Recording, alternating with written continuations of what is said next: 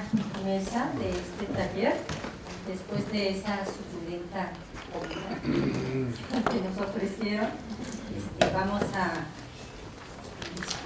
continuar. No creo que la digestión nos vaya a afectar, porque esta es una mesa sumamente atractiva, y con la voz vamos a tener las voces de los principales actores involucrados en este proceso.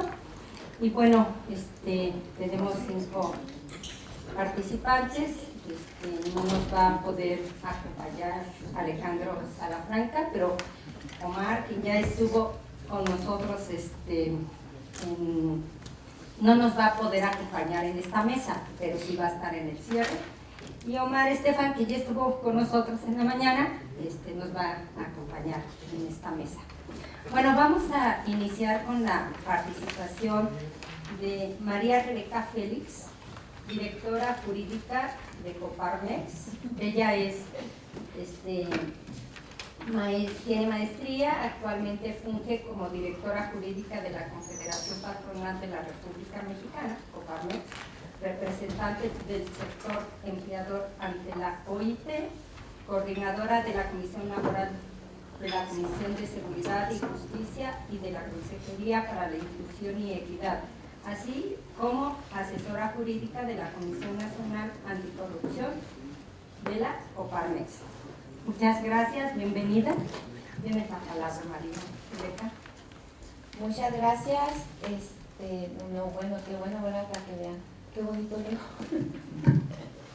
Y bueno, a nombre de la Confederación Patronal de la República Mexicana, agradezco el día de hoy la invitación de participar en este foro sobre el posicionamiento de los actores en la promoción de empleos productivos y los desafíos de la nueva forma de empleo informal. Para Coparmex, que somos una confederación patronal que aglutina aproximadamente a 36,000 empresas en el país, pues es importante contribuir al diálogo social en este tema de importancia en el ámbito laboral. Comenzaré diciendo que en el marco del centenario del 78º reunión de la Conferencia Internacional del Trabajo, efectuada recientemente, ahora en junio del 2019 en Ginebra, Suiza, se adoptó la declaración del centenario de la OIT sobre el futuro del trabajo. En ella se exhorta a todos los países miembros de la OIT a seguir desarrollando su enfoque del futuro del trabajo, pero enfocado hacia la persona, mediante el fomento del crecimiento económico sostenido, inclusivo y sostenible, el empleo pleno y productivo y el trabajo decente para todos a través de políticas y medidas que permitan responder a los retos y las oportunidades que plantea la transformación digital del trabajo, incluido el trabajo en plataformas digitales. En la Conferencia Internacional del Trabajo en este año le tocó a Coparmex representar al sector empresarial, y en esta ocasión nuestro presidente Gustavo de Hoyos externó la postura institucional del sector, enumerando los 5 retos que frente a este nuevo paradigma gravitan en torno a las relaciones de trabajo y los desafíos de las organizaciones responsables de afrontar. Entonces, así, en esta línea de ideas, me iré enumerando cuáles son estos 5 retos o las 5 líneas que se hicieron saber y exponiéndolas a grosso modo.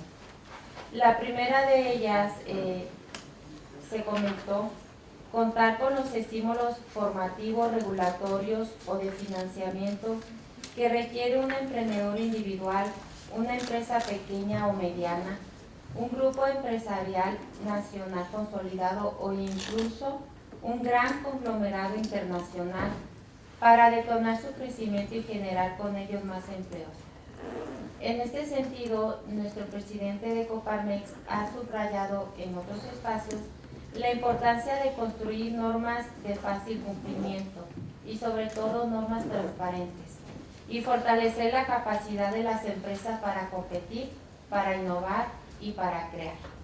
Para el sector patronal, la mejora regulatoria de las empresas es un tema fundamental para elevar, por un lado, la competitividad de la misma y por la otra parte, alcanzar mayores estándares de productividad.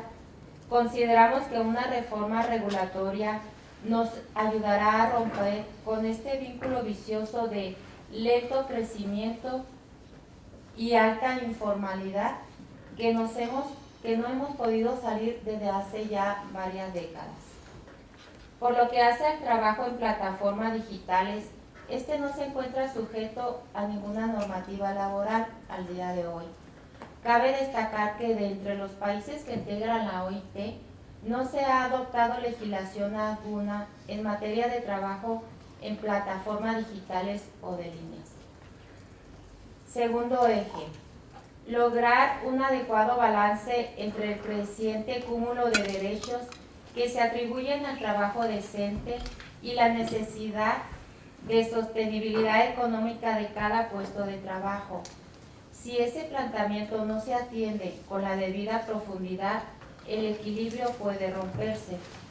Respecto de este punto, reconocemos que el trabajo decente entraña condiciones de trabajo que sean productivas y aseguren una remuneración justa, seguridad en el lugar de trabajo y protección social para las familias, mejores perspectivas de desarrollo personal e integración social, libertad para que las personas expresen sus preocupaciones, se organicen y participen en las decisiones que afecten a sus vidas y sobre todo igualdad de trato y oportunidades para hombres y mujeres.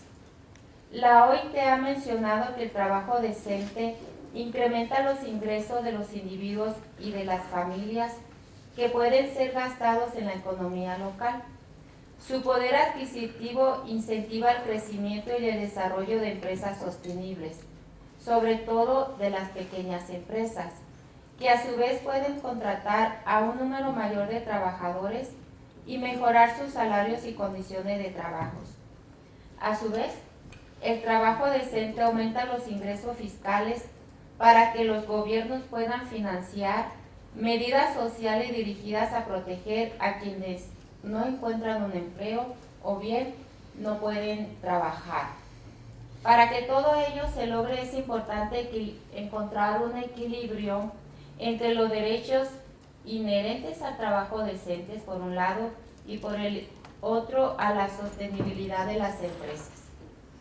El tercer eje gravita sobre crear capacidades y habilidades básicas para el trabajo productivo como condición para erradicar la pobreza extrema. La falta de destreza para realizar un trabajo que genere un mayor valor agregado es determinante para que amplísimos sectores de la población no puedan acceder a la estabilidad del trabajo y a niveles de remuneración que les garantice ingresos por encima de la línea del bienestar.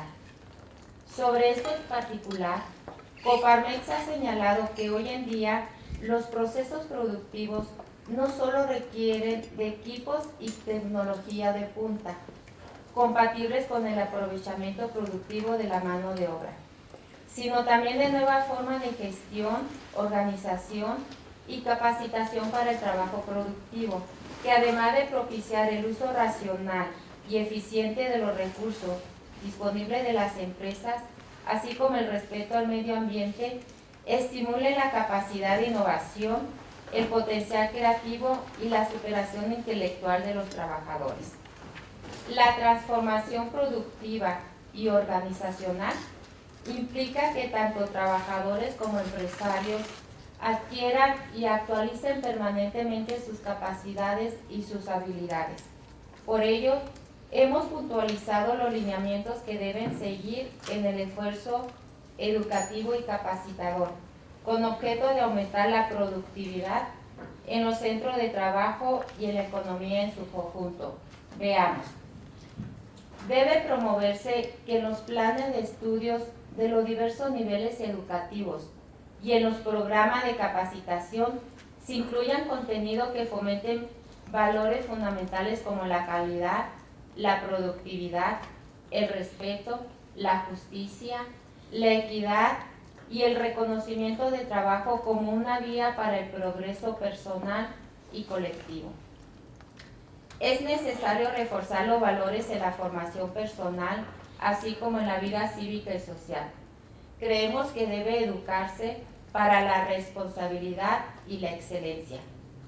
En cumplimiento con los principios normativos tanto de nuestra Constitución como de la Ley Federal del Trabajo, debe fomentarse una cultura de capacitación para que ésta sea asumida por trabajadores, pero también por empresarios, como un valor esencial para el mejoramiento de la productividad y la superación personal. Consideramos que mediante la educación estaremos incidiendo en un cambio de actitudes y conductas que contribuirán a crear una nueva cultura laboral que rebase los límites de la simple instrucción técnica, capacitación y adiestramiento para el trabajo. Cuarto eje.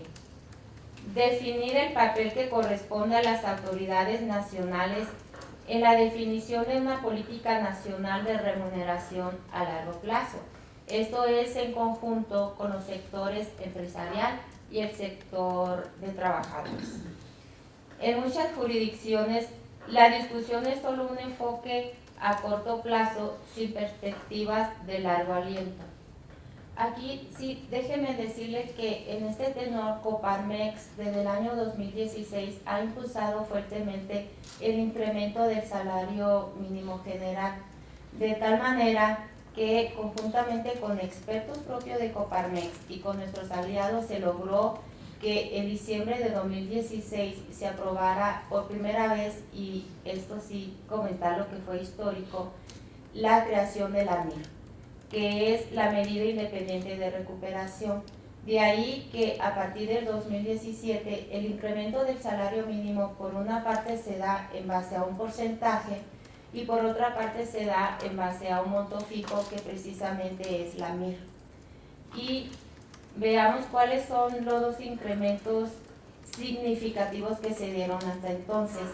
Recordemos que aproximadamente desde 1970 el incremento del salario mínimo no fue significativo aquí, por lo menos en México, de tal manera que se estancó.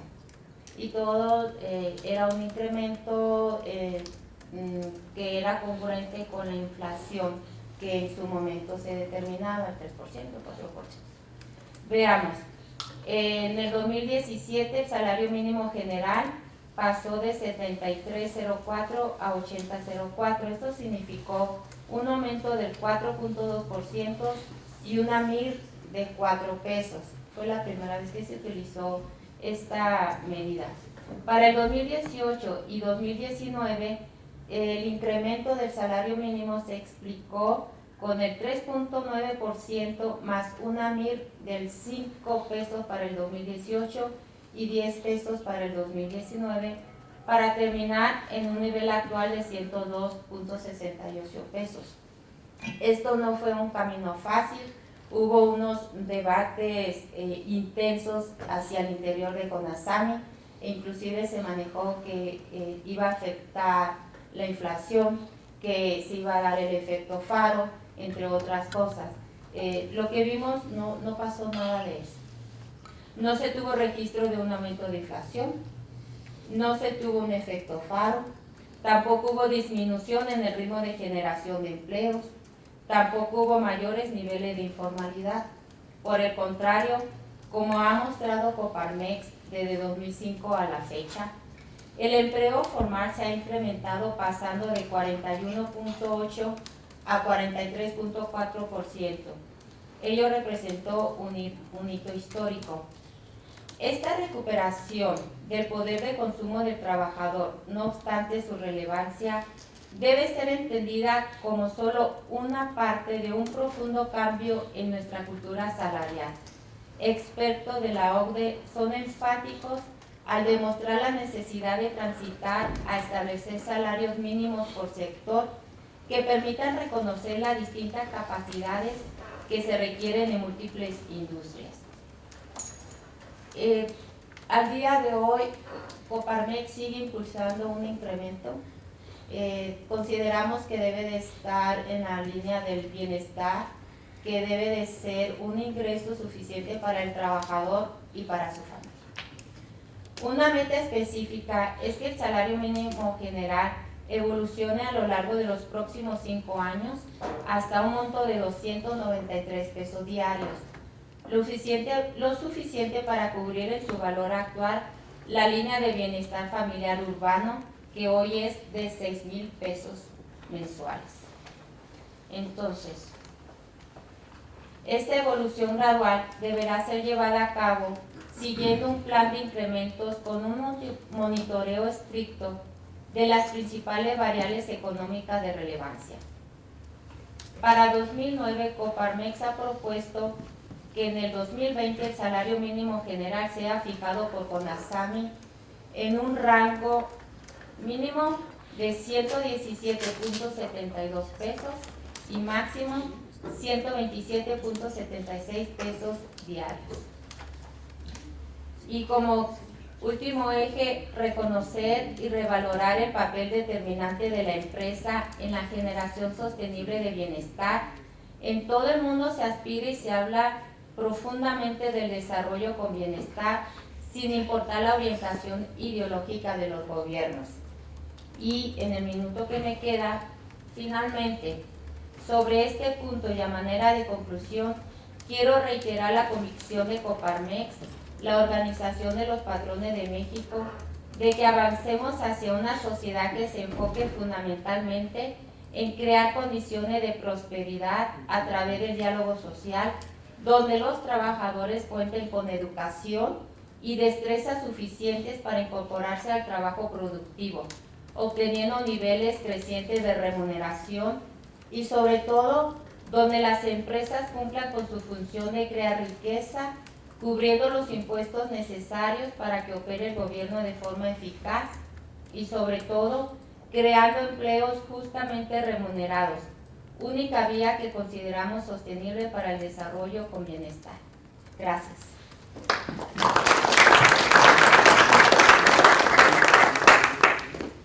Muchas gracias, María Rebeca. Vamos a dar paso ahora a la participación de Rafael Marino, representante del Sindicato de Telefonistas de la República Mexicana, suplente del presidente colegiado de la Unión Nacional de Trabajadores. Bienvenido. Esta vez no vino, pero lo reemplaza. Sí. Ah, perdón. Una respetuosa disculpa a su servidor José Luis Telles, secretario de Relaciones Exteriores y Alianzas del Sindicato de Telefonistas. Igualmente participamos en la Unión Nacional de Trabajadores. Como posiblemente sepan ustedes, estamos en medio de una negociación particularmente difícil a propósito de políticas neoliberales y evoluciones tecnológicas. Es la razón por la que nuestros compañeros, tanto Francisco Hernández Juárez como Rafael Marino, no se encuentran en este momento, están precisamente en una mesa de negociación. El comentario fue por dos razones: para ofrecer una disculpa y la razón de mi aparición, pero también para ir contextualizando qué está significando precisamente tanto las políticas públicas, en su momento neoliberales, como las evoluciones tecnológicas. En general, creemos que tienen dos ejes. Por una parte, la virtualización del trabajo, la evolución tecnológica cada día es más veloz. En 5 años una tecnología es obsoleta y desde luego en ese ínter tenemos varias otras posibilidades. ¿Qué significa esto? Que a nivel de los puestos de trabajo rápidamente evolucionan y están desapareciendo una gran cantidad de los mismos, fundamentalmente aquellos con una poca capacitación. Tal es el caso precisamente de la maquila y del ensamble. Esto, desde luego, a nuestro país es particularmente sensible, toda vez que le dieron una vocación durante muchos años a nuestro país precisamente en el rubro de maquila, en el rubro de ensamble y en una serie de puestos de trabajo que son escasamente capacitados y desde luego son mal pagados. Nosotros vemos que fundamentalmente la modernización se va a dar en aquellas industrias que sean altamente rentables. se dará en todos los espacios, ya sabemos de restaurantes de comida rápida en el que no hay personas, lamentablemente inclusive por ahí hay un robot que ya puede hacer las funciones de abogado, magistrado, cuidado. De ese tamaño estamos hablando. Hablamos desde luego de vehículos autónomos y una serie de cuestiones que van a evolucionar de manera muy rápida. ¿Qué es lo que está originando esta situación? Está originando precarización del trabajo. Aquellos trabajadores que tenían puestos fijos, aquellos profesionistas inclusive, de repente les desaparecen miles de puestos de trabajo. Sería el ejemplo, por ejemplo, de Bancomer, la app de Bancomer, que entiendo que es bastante buena, significó en lo inmediato el despido de 2,000 trabajadores. Y en este caso 2,000 trabajadores capacitados. No estábamos hablando de gente que hiciera trabajos manuales. Es importante que el gobierno comience a adoptar políticas públicas que prevean dos cuestiones. La evolución del trabajo, que esto significará obligadamente nuevas legislaciones. ¿Cómo vamos a regular aquello que todavía no sabemos que existe, pero que entendemos que ya se está dando? Tendremos que hacer un gran esfuerzo, habrá necesidad de una gran sensibilidad de multiplicar estos espacios en donde vayamos determinando cuáles son los hilos conductores precisamente de estas evoluciones. Y desde luego debemos de apostar por trabajos decentes, por trabajos razonablemente bien pagados. ¿Por qué el comentario? En este momento podemos estar apostando a que una generación, nuestros jóvenes, tengan precisamente trabajos totalmente precarios. Nos preocupa que las figuras que antes era el empleador y el empleado, trabajador, hoy se hayan difuminado. No está claro quién es el patrón. Es una sociedad anónima que quién sabe dónde se encuentre. No están claras cuáles son las formas de pago y desde luego se niega la parte fundamental, la relación de trabajo. Se nos dice que no son trabajadores, que son emprendedores, que son intermediarios. Hay una serie de investigaciones al respecto. Nuestra amiga y admirada doctora Susana ha escrito mucho sobre el tema. El punto es que cada día es más difícil determinar quién es el trabajador, quién es el patrón y desde luego cómo se va a pagar. Hay una variedad tal en que nos comentan desde una cuenta en cualquier lugar del mundo, en cualquier paraíso fiscal, le llega una remuneración a quien está desempeñando tareas. Tenemos que sobre la virtualización del trabajo, sobre el teletrabajo, hay sin embargo todavía una serie de subespecies. Tenemos el teletrabajo, que entendemos el gobierno de la Ciudad de México ha usado de manera importante y que se dice tiene una serie de ventajas. Tal es el caso de la disminución de los traslados y que desde luego a cualquiera le gustaría no estar 3 horas en el tráfico. Esto desde luego apuesta en un sentido correcto. Se ha mencionado en lo personal y con mucho respeto, creemos que un poco de manera fácil, que no hay supervisión. Hasta donde hemos podido saber, hasta donde hemos investigado, sí hay una supervisión y hay una supervisión muy puntual de qué actividades se desarrolla por este teletrabajador, desde luego la cantidad de trabajo que aporta. Por esta parte nos parece razonablemente sencillo en este sentido de este teletrabajo poder determinar quién es el trabajador, quién es el patrón, toda vez de que hay una supervisión, de que evidentemente hay un protocolo, hay una reglamentación de qué es lo que se estará haciendo. Sin embargo, hay otros trabajos como el que nos ocupa, el trabajo de plataformas, que digamos lo menos es bastante etéreo, en donde se vende la posibilidad de que sea un trabajo por horas, que bien es sabido que es un trabajo extremadamente intensivo, que carece de todo tipo de seguridad social, que se niega la relación laboral y que inclusive el propio salario no se le da el nombre de tal. puede ser bonos, dividendos, aportaciones, una serie de figuras que se han venido interpretando y ejecutando, negando que es salario.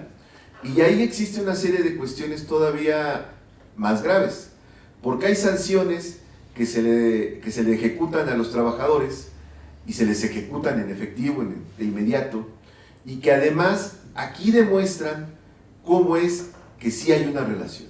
Al trabajador se le sanciona, luego entonces hay una supervisión, al trabajador se le exigen cierto tiempo de estar disponible, ciertos horarios, ciertas características que a pesar de que se niegue que precisamente hay una supervisión, consideramos que es inexacta esta afirmación. Consideramos que en ambos casos sí hay una supervisión, sí hay una jerarquía y desde luego debe de reputarse como tal que hay una relación laboral. Consideramos fundamental que lo que no se reformó en la recientemente reforma laboral, porque en ese momento la prioridad era otra, era precisamente la parte de democracia sindical y de justicia, hoy deberíamos de retomarlo y retomarlo muy en serio. Es una situación que está avanzando de manera muy importante, que avanza día a día y que no se le ha tomado una discusión realmente seria. Es importante que la academia haga su parte, pero también nos parece importante que los sindicatos, estas figuras que a veces tenemos mala fama, que los sindicatos recuperen el espacio, recuperen la importancia que tienen en dos sentidos. Por una parte, en la parte estrictamente laboral. Son una de las partes fundamentales, uno de los actores fundamentales de la relación de trabajo. ¿Por qué? En lo general, aquellos trabajos con condiciones dignas, tanto de los espacios como de los ingresos, son los que están representados por un sindicato que realmente existe, que tiene vida y que desde luego tiene un contrato colectivo de trabajo. Esto viene a colación porque desde luego reconocemos el esfuerzo muy importante que se ha hecho en el sentido de reevaluar los salarios mínimos. Sin embargo, hay dos grandes pendientes. El primer pendiente serían los salarios mínimos profesionales, porque hemos estado hablando de los salarios mínimos generales, y el segundo pendiente precisamente son los salarios contractuales. Es precisamente los salarios contractuales en donde encontramos las mejores condiciones de trabajo. Y sí quisiéramos dejar constancia de que no hablamos de que pierdan las empresas. A los sindicatos nos parece absolutamente indispensable que las empresas sean sanas, que las empresas sean pujantes, que las empresas sean productivas, pero además que innoven. Esta parte que desgraciadamente no ha habido una política, por lo menos una política pública clara al respecto, nos hemos vuelto simplemente, como decíamos, maquila, y en el mejor de los casos, replicadores de tecnologías. Es muy poca la innovación que tiene el país, a pesar de que hay importantes instituciones educativas y sorprendentemente una cantidad impresionante de espacios de investigación. En la Unión Nacional de Trabajadores tenemos el enorme gusto de contar con una cantidad increíble de sindicatos de investigadores, de lo que ustedes puedan pensar, de astrofísica, de tecnologías del agua, desde luego la parte nuclear. ¿Por qué en lo personal nos llamó profundamente la atención cuando empezamos a ver que llegaban estos trabajadores muy altamente calificados? Primero, porque ellos nunca se habían asumido como trabajadores. El común denominador es que sean doctores, pero fueron las políticas restrictivas las que los obligaron a organizarse, las que los obligaron precisamente a entender la importancia de un sindicato y la importancia de un contrato colectivo. Estos trabajadores tan altamente preparados, se llegó a dar caso que en 7 años no tuvieran un incremento salarial, que fue el caso del Instituto Mexicano de Tecnología del Agua, que además, y por si fuera poco, tiene ingresos propios, porque efectivamente hacen investigación y desde luego venden su investigación, su trabajo y su producto. a pesar de tener finanzas fuertes, se les había negado este derecho básico. Consideramos que debemos de ir hacia un nuevo tipo de gobernanza, en el que la sociedad civil, específicamente las organizaciones sindicales, tengan una participación diferente, tengan una participación más importante, porque si alguien conoce del trabajo, de los procesos productivos, precisamente somos los trabajadores. Precisamente en los puestos de trabajo se generan una gran cantidad tanto de reprocesos como de modificaciones. Esto debe de ser aprovechado y esto lo debemos de dar el sentido de una política pública que nos permita hacer esta transición hasta lo que todavía no está claramente definido a dónde vamos a ir. Lo cierto es que es un proceso que ya comenzó, no es el futuro, es el presente. Este proceso ya comenzó, es un proceso acelerado y es un proceso que debemos de tener claridad de a dónde lo debemos de llevar. Nuestro país debe de volverse un país competitivo.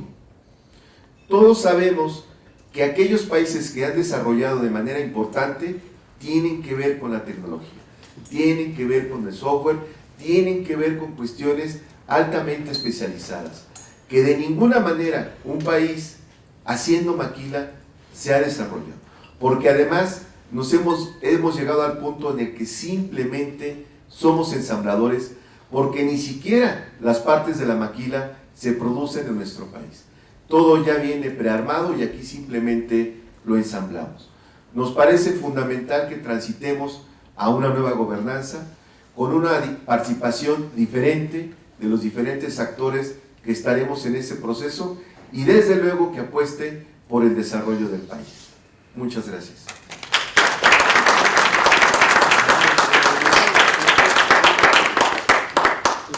Muchas gracias. Nos aportas elementos muy importantes para considerar en este esfuerzo que se está desarrollando de trabajar en la formulación de estas medidas de regulación, no solamente para este tipo de trabajadores que son objeto de estudio en este taller, sino en términos generales. Muchas gracias. Y agradezco también por el tiempo. Estuviste exacto. Bueno, y ahora... El tiempo vale mucho.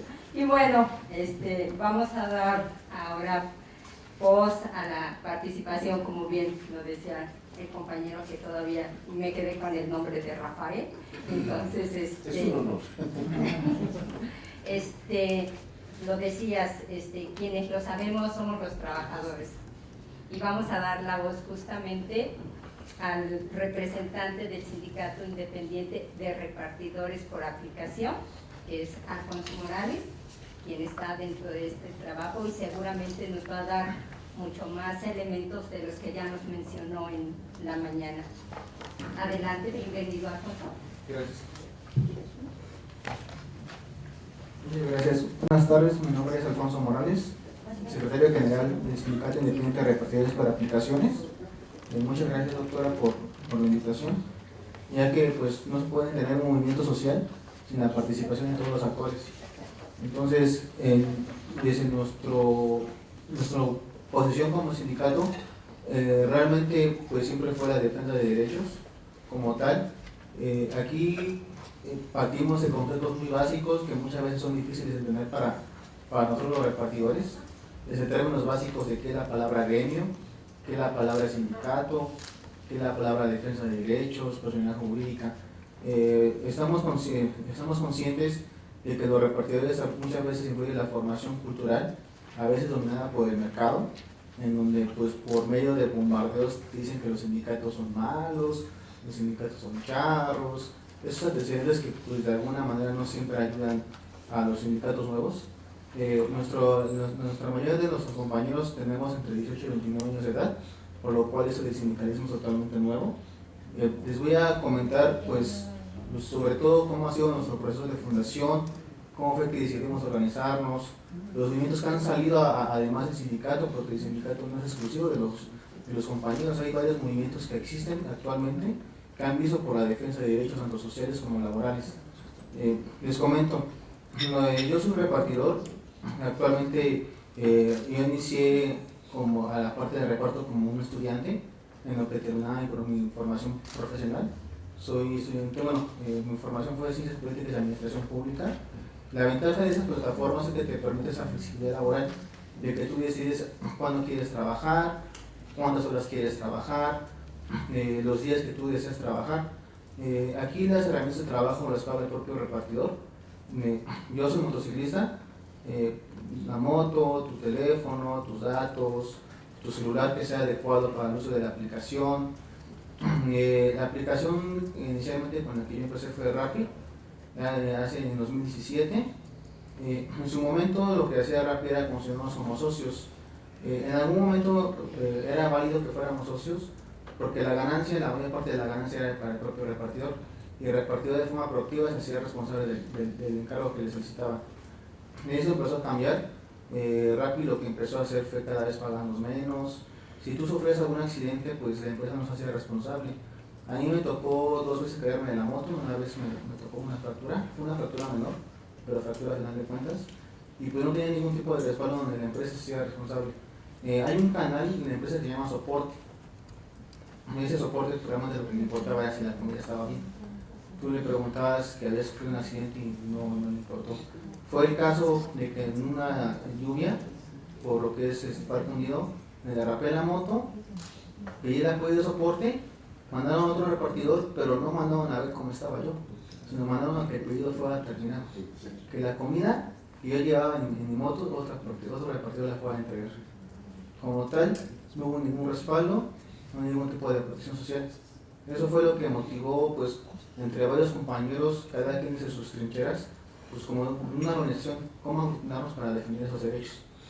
Después, a partir de esto, lo que hizo Rappi en algún momento, bueno, estoy hablando específicamente de Rappi en estos casos. Tengo una experiencia de más compañeros, lo que ha sido Uber Eats, lo que ha sido la empresa de Cidental, esa nueva aplicación que se acaba de sumar, que es Didi Food. Pero desde ese punto de vista, yo como, pues sí, como actor vivencial que estoy viendo toda esa situación que sufrimos de precariedad laboral y la falta de un trabajo decente, pues en algún momento Rappi lo que hizo es, se empezó a montar deudas. Tú como trabajador tienes la oportunidad de que pagabas la comida, entregabas la comida y el cliente te pagaba la comida. Pero había muchas veces que el cliente cancelaba, o que el cliente no quería el pedido, ¿qué razón? Y tú ya habías invertido de tu dinero, de tu propio dinero como trabajador, tú invertías para trabajar por la empresa. Lo que hizo Rappi en algún momento fue aumentarnos deudas fantasmas. Bueno, en el término coloquial del gremio, llamamos deuda fantasma, que no es otra cosa que de la nada tú estás trabajando y resulta que tú le debes dinero a la empresa.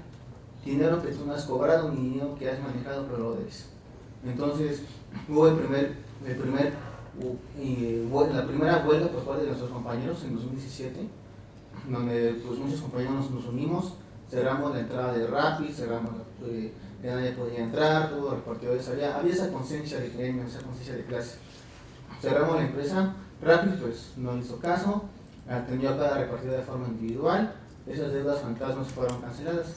Ahí fue el primer intento de huelga por parte de los compañeros repartidos en aplicaciones. De ese movimiento nació más adelante la muerte de un compañero de apellido Matías sobre la lateral de viaducto, en la cual pues dices, bueno, si me atropellan, o sea, la ventaja como nosotros como repartidores es que tenemos conciencia de clase. Lo que le afecta a un compañero, sentimos como esa corresponsabilidad que nos puede suceder también a nosotros.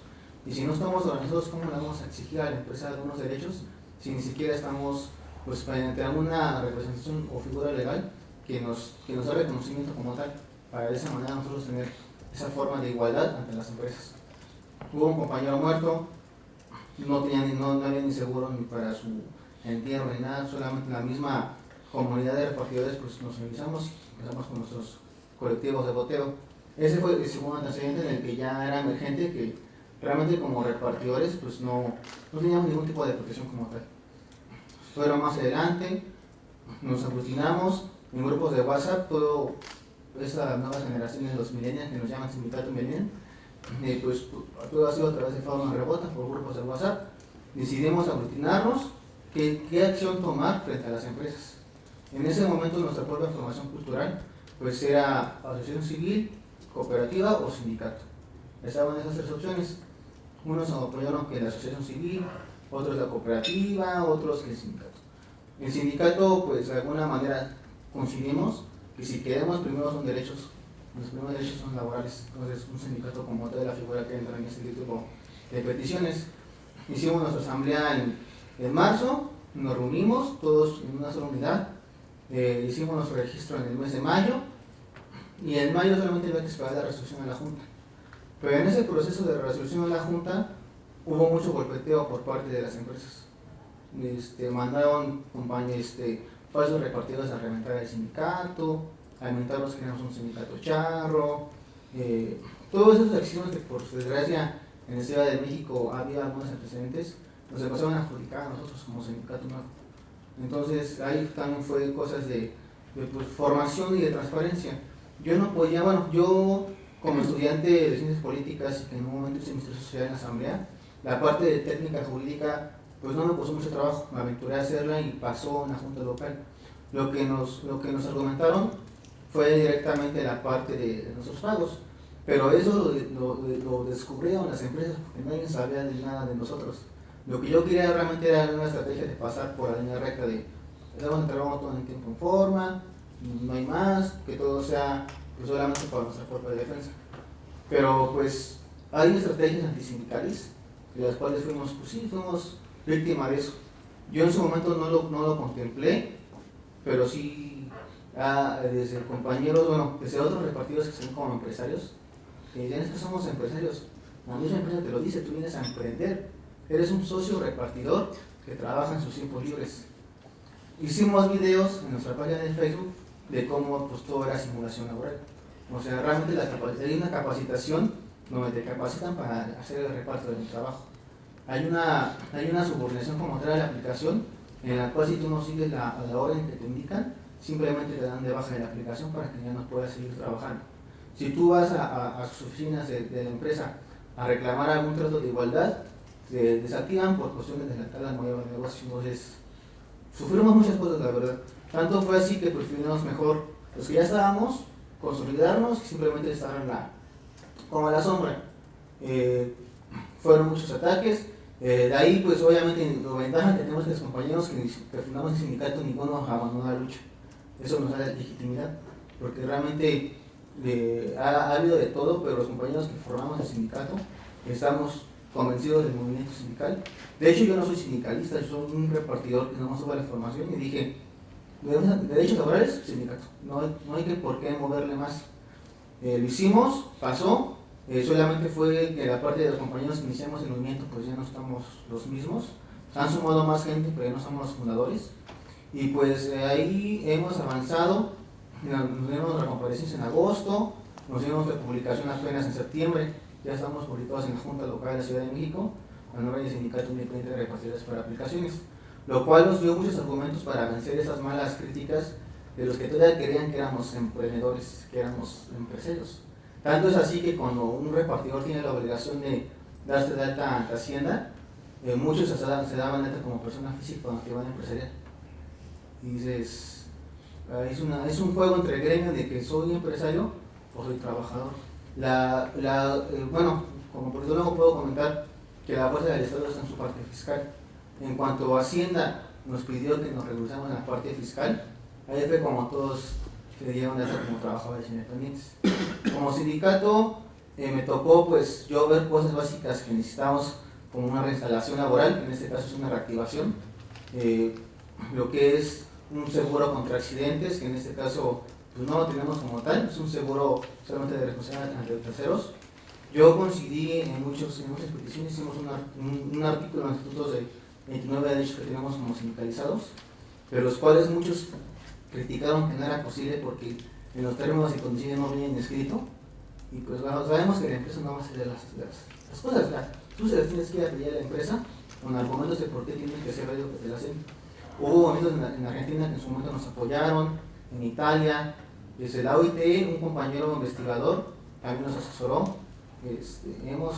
La parte del gremio como tal ha sido abierta, simplemente a veces los exime los sindicatos pues sí es una sombra que no nos corresponde a nosotros los jóvenes cargar con esa factura, pero pues ni modo, es parte del movimiento. De ahí, yo en lo personal, pues sigamos con el Seguro Social.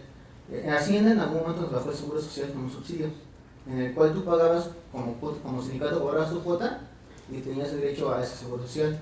Lo del Seguro Universal, actualmente como sindicato lo podemos bajar con la ley del IMSS sobre trabajadores independientes, en el cual tú te puedes dar de alta en el seguro. No es muy conveniente porque es muy caro, la verdad, para los compañeros repartidores, pero fue una opción que se manejó de forma apelativa.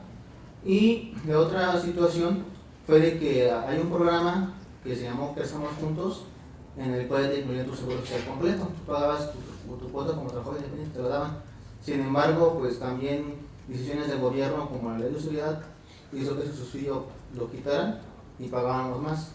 Entonces, ha sido como una lucha entre lo que dice la ley de Seguro Social, lo que dice la ley federal del trabajo, de forma apelativa también un poco en este contexto actual, momentáneo de la ley, del Código de Comercio, de cómo dialogar con las empresas, que es lo que más o menos nos ha mantenido a flote de que la empresa te puede, un ejemplo de nuestro gremio, si tú te das un pedido y la empresa lo cancela, tú tienes de tu dinero ir a entregar el pedido hasta la oficina de las empresas, lo cual a ti te genera un costo, y ese costo lo paga el trabajador. Entonces, sí son grandes lesiones de derechos como tal. Yo se los puse a la empresa Rappi. Lo primero que hicieron fue mandatar a mí, o sea, entregué a su oficina. O sea, no se puede tener un sindicato si por lo menos no tienes una herramienta inicial con la empresa. Fuimos con la empresa, fui solo porque mis compañeros pues no los voy a exhibir, porque la primera que hicimos un compañero lo que hacen es desactivarlo. Entonces, bueno, secretario general, representante legal, me da la fuerza para ir solo. Entregué nuestra petición, que solamente era que 5 compañeros los hubieran a dar de alta en el trabajo, lo cual la empresa pues, no lo hizo, no me negó totalmente. Pero ahí ya marcamos el inicio, pues al menos una pauta, de que la empresa está entrada sobre relaciones de derechos que está cometiendo. Derechos humanos como tu derecho a sindicalizarte, derecho de la persona que elegir la profesión que tú quieras, y la ley federal del trabajo un derecho muy importante, que es que el trabajo no se puede mercantilizar. Y es lo que está haciendo las empresas como tal. No todas las empresas son iguales. Rappi y Uber son muy parecidas. Hay más empresas como Occidental, Idefood, con las cuales, aunque ha habido algunas injusticias, como que el gremio las tolera, por así decirlo. Un ejemplo Occidental es que tu pago te retienen una cantidad de 500 pesos que tú no tienes derecho a cobrar hasta dentro de 2 semanas, si es para que no dejes de trabajar en la aplicación. Esto pues sí es ilusionante, pero los compañeros de alguna manera lo toleran porque pues sí, realmente lo que ellos quieren es seguir trabajando. Entonces, pues esa es mi intervención. Como les comento, ese fue el proceso de formación del sindicato. Siempre hemos sido democráticos.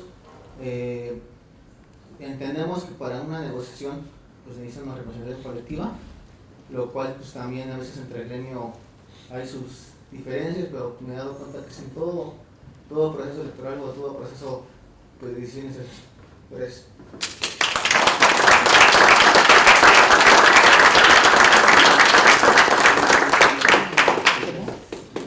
Muchas gracias, Alfonso. En verdad nos deja así muy impactados, porque si bien nos decían como nuestro representante de la UNL, cómo ciertas restricciones habían llevado a otro grupo de trabajadores a organizarse, aquí claramente tenemos cómo llevó estas condiciones laborales a organizarse.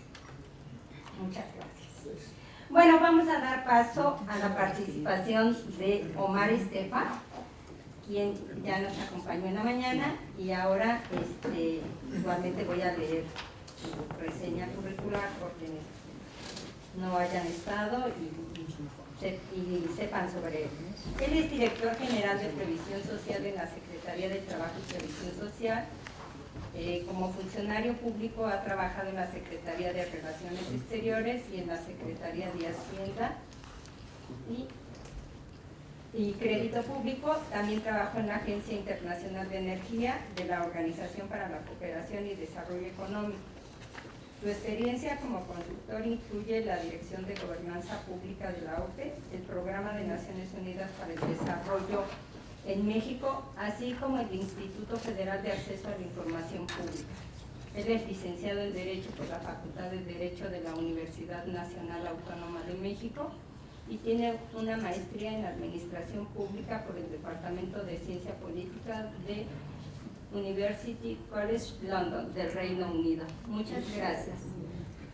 Gracias. Estefan, y bueno, tienes la palabra. Gracias, muchas gracias. Buenas tardes a todas y a todos. Yo sé que estamos todavía en el momento de digerir la comida, pero bueno, voy a empezar un poquito mi participación. En la mañana iniciábamos el diálogo un poquito platicando, pues voy a poner esto aquí, un poquito platicando de los dos,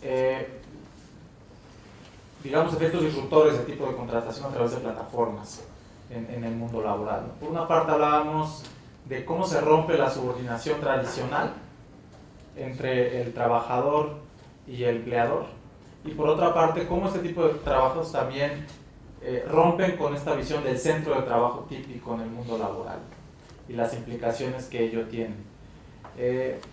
Esto es importante porque nosotros en la Secretaría del Trabajo hemos diseñado una visión sobre cómo vemos el mundo del trabajo al futuro respecto a distintos factores disruptores, ¿no? ¿Cuáles son esos? Bueno, por supuesto, cambio climático, migración, cambio demográfico, y uno de ellos también es justamente las nuevas formas de contratación a través de plataformas tecnológicas. Entonces nosotros vemos 5 ejes que me voy a permitir compartir con ustedes, los voy a leer, nada más los títulos, y después voy a entrar un poco a detalle en cada uno de ellos. El primero es regulación justa y condiciones de trabajo dignificantes. En segundo lugar, seguridad y salud en y para el trabajo. En tercer lugar, capacitación y educación con prospectiva. En cuarto lugar, protección social para todos. En quinto lugar, diálogo social democrático. Y en sexto lugar, inclusión, trabajos incluyentes, inclusivos y no discriminatorios. Por supuesto, estos, si nos ponemos a pensar un poco desde una perspectiva teórica y o jurídica, pues pensamos en trabajo digno. Estos son los componentes que tenemos en la Ley Federal de Trabajo, artículo 2, que configuran el trabajo digno decente en el país. Quiero empezar enfocándome en primer lugar en protección social para todos. ¿Qué pensamos sobre protección social? Por supuesto, lo primero es seguridad social. Si bien el concepto de protección social es mucho más amplio que el de seguridad social, para los efectos de este taller me parece importante resaltar a la seguridad social en este tipo de trabajadores desde una perspectiva completamente distinta. ¿Por qué? Porque la subordinación tradicional no existe y por lo tanto la obligación de asegurar en términos del seguro obligatorio y del seguro social a los trabajadores tampoco está ahí. Esto impacta, y vamos a ver por qué, a otras cosas. Se habla mucho en el diálogo que hemos tenido en este foro y en otros sobre la importancia quizá en repensar la subordinación como elemento constitutivo del aseguramiento obligatorio de la seguridad social. Y por supuesto que creo que todos estaremos de acuerdo en pensar que sin importar el tipo de vínculo laboral que tenemos, pues debería haber un aseguramiento obligatorio. El problema es, si empezamos a complejizar el tema, es cómo conseguimos un aseguramiento independientemente del tipo de vínculo laboral que tenemos, sin romper con el carácter solidario de la misma. Si pensamos en los 5 seguros de la seguridad social y pensamos, por ejemplo, en accidentes de trabajo, riesgos de trabajo, ¿qué pasa en un trabajo, por ejemplo, como el de las plataformas tecnológicas? ¿Qué pasaría si entonces el empleador o el patrón deja de ser corresponsable solidario de ese tipo de trabajos? Cuando vemos que justamente uno de los principales problemas que tiene este tipo de profesiones, de actividades profesionales, como es el caso de, por ejemplo, los repartidores, son los riesgos y los accidentes de trabajo. Si pensamos de nuevo cuenta en cómo está configurado el seguro de riesgos de trabajo, pues hay una cuota de accidentabilidad, razón de niveles de riesgo, un cálculo actuarial, que no tendríamos en una perspectiva en la cual el trabajador se encuentra en una modalidad de aseguramiento que está desvinculada de su relación laboral. Esto es importante porque entonces pasamos a otro de los temas de los que les platiqué hace un momento, que es seguridad y salud para y en el trabajo. ¿Cómo hacemos para contar con una visión de seguridad y salud en el trabajo en empleos en los cuales la relación laboral ya no se da en un centro de trabajo tradicional, en una fábrica? Si pensamos en la normatividad en materia de seguridad y salud en el trabajo, en las 44 normas oficiales que tenemos que emitir la Secretaría de Trabajo, todas y cada una de ellas están pensadas para un centro de trabajo. Una comisión mixta de seguridad y higiene al interior de un centro de trabajo. Una norma específica de minería subterránea de carbón en un centro de trabajo. y ninguna norma parece que sea posible aplicarla a las condiciones de estos nuevos tipos de trabajos a través de plataformas que no se llevan a cabo al interior de un centro de trabajo tradicional. Entonces, ¿cómo le hacemos, no? ¿Cuál es el marco regulatorio que tenemos que tener para brindar al trabajador una protección, por supuesto social en lo general, pero en particular en materia de riesgos y accidentes de trabajo, si el centro de trabajo no está ahí de la manera tradicional? El segundo tema del que quiero hablar, el tercer tema, perdón, del que quiero hablar, de los que les platicaba hace un momento, es justamente regulación, cuando hablamos de regulación justa y condiciones de trabajo dignificantes. Hace un momento Alfonso nos platicaba un poco de cuáles son las condiciones generales de trabajo ante las cuales ellos, los trabajadores, tienen que obligarse. Son contratos de adhesión prácticamente, en las cuales no hay, por supuesto, al no tratarse de un contrato tradicionalmente de tipo laboral, no hay una manera en la cual estas condiciones puedan ser dignificantes y resulten en favor de los trabajadores. Al tratarse de un contrato de naturaleza supuestamente mercantil, se obvia quizá esta parte de las condiciones de trabajo. No hay nada de 8 horas la jornada laboral, no hay nada de un salario mínimo, pero tampoco hay razones por las cuales una de estas plataformas se vea obligada a justificar por qué decide prescindir de los servicios de un trabajador. Y también es importante en esta perspectiva que tenemos de cómo regulamos este tipo de contrataciones. De nueva cuenta parece ser que la regulación, en los términos en los que está actualmente, no responde de la manera más adecuada y no nos permite dar condiciones significantes a los miles o cientos de miles de trabajadores que están bajo este tipo de trabajos. Otro de los temas de los que les platicaba hace un momento era la capacitación y educación con prospectiva. Muchas veces se ve que estos trabajos probablemente no son altamente dignificados y por lo tanto la capacitación, el adiestramiento o la educación quizá no se vean como un elemento constitutivo por la naturaleza de los mismos, ¿no? Cuando pensamos en el adiestramiento que tiene quizá un trabajador en una fábrica para saber utilizar una maquinaria o un robot, pues igual quizá en este tipo de trabajos no vemos ese tipo de necesidad. Y sin embargo hay regulaciones en ciertos países que sí dan opciones de capacitación a los trabajadores. El caso de Francia es quizá fundamental para entender cómo la capacitación en este tipo de trabajos puede y debe existir. Por otra parte, por supuesto, diálogo social democrático. Creo que yo no podría explicar de una mejor manera la intervención que tuvo Alfonso hace unos momentos, pues da cuenta de por qué es importante la defensa colectiva de los trabajadores para tener un diálogo social democrático que permita la mejora de las condiciones de los mismos. Al respecto me quiero volver a hacer referencia a la ley que recientemente se aprobó en Francia en 2016, que justamente reconoce el derecho de los trabajadores para unirse y defender de manera colectiva a sus trabajadores y no tener que estar expuestos a la terminación unilateral de los contratos de trabajo. Finalmente, por supuesto, la inclusión laboral quizá en este tipo de trabajos es algo en el que no se ve de manera tan clara, no se ve quizá la discriminación que pueden sufrir mujeres, personas de la diversidad sexual, indígenas, etcétera, en un centro de trabajo tradicional, y sin embargo está ahí y es un elemento que me parece que se obvia completamente en este tipo de contrataciones y de relaciones laborales. Me parece que es importante entonces, viendo todos estos puntos de una manera holística, con una visión de derechos de trabajo digno, que podamos entender cómo entonces podemos armar una regulación, un marco regulatorio que permita utilizar ciertos principios que ya existen en el marco jurídico, pero también la necesidad de crear quizá nuevos apartados en la Ley Federal de Trabajo que den protección a este tipo de trabajos. Hablando en el caso concreto de seguridad y salud en el trabajo, el caso de Francia también es importante porque a la capacitación justamente se le dio una cabida o un giro a favor de la seguridad y salud de los trabajadores. Me parece que es un elemento importante. Hace un momento el colega de Costa Rica hablaba de las condiciones generales de trabajo y quizá de pensar el número de horas máximas que podía trabajar una persona, el número de la pausa que podía tener, por ahí creo que eran 8 más 4 horas de descanso y otras 4 subsecuentes, que habla justamente de las condiciones generales de trabajo que no tenemos. Y finalmente pensar también en cómo, quizá a pesar de la utópica existencia de o no tan utópica, senadora, no sé, existencia de un apartado especial en la Ley Federal de Trabajo que habla de los trabajadores de plataformas, sin embargo, y lo apuntaron de manera muy constante, cada plataforma es un mundo y no podemos tener una generalización. Quizás si estamos pensando en condiciones en las cuales los contratos se asemejan a contratos de adhesión, pues quizá la alternativa sería que las empresas registren sus contratos colectivos como lo hacen los contratos de adhesión, por ejemplo, ante la Profeco. Esa podría ser una alternativa. En fin, me gustaría dejarlo por ahí. Creo que estos son los 6 pilares que nosotros vemos en la Secretaría del Trabajo, que son esenciales para cualquier trabajo en esta visión de futuro. De manera concreta, en el caso de los trabajadores de plataformas digitales, nos parece que por supuesto la protección social, la seguridad de salud y las condiciones generales condiciones de trabajo dignificantes quizás son los pilares esenciales a los cuales nos deberíamos enfocar. Eso no quiere decir que dejamos de fuera la capacitación o la inclusión laboral, que nos parece también son importantes. Sin embargo, creo que quizá la prioridad debe estar en esos 3 ejes. Muchas gracias, entonces lo dejo ahí para tener un diálogo quizá al final.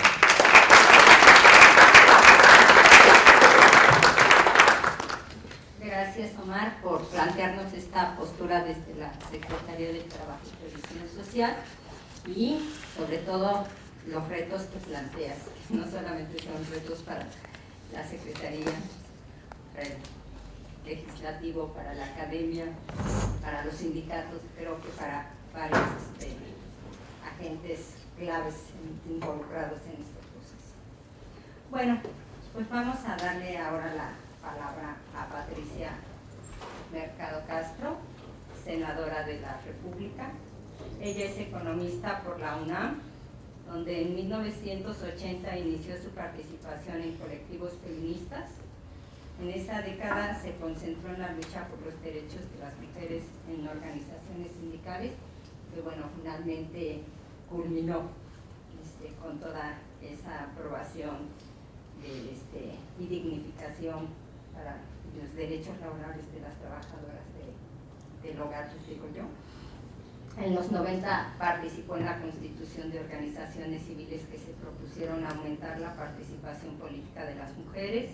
En 2001 presidió el partido México Posible y para el 2006 compitió en la elección a la presidencia de la República por el partido Alternativa Socialdemócrata y Campesina, con una agenda de derechos y libertades hasta entonces ausentes en las campañas presidenciales, incluida la legalización de las drogas.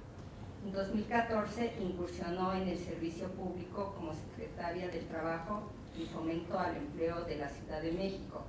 Un año y medio después fue designada secretaria de Gobierno para recuperar el diálogo con los diferentes sectores sociales como eje de una gobernabilidad democrática por un periodo de 2 años y medio. Actualmente, como ya mencioné, es senadora de la República por Movimiento Ciudadano. Muchas gracias. Pues muchas gracias. Primero, pues decir que en este momento, digamos, la pertinencia de esta discusión, ¿no? Y la pertinencia que sea a partir del conocimiento que tanto la política pública como cualquier tipo de reforma legislativa, pues, o sea, véanos como de verdad como sus aliados en el Congreso. Creo que en este momento, también en la Cámara de Diputados, pero especialmente en el Senado, hay un gran número de senadores y senadoras sindicalistas que vienen como de esa agenda, y desde un inicio, cuando inició esta legislatura en el Senado, como que la agenda laboral ha estado muy presente. Por supuesto que fuimos orgullosamente los portadores de hacer esta gran reforma laboral, ¿no? Esta gran reforma a un nuevo modelo de justicia que garantiza libertad sindical y el derecho a la contratación colectiva y a la huelga.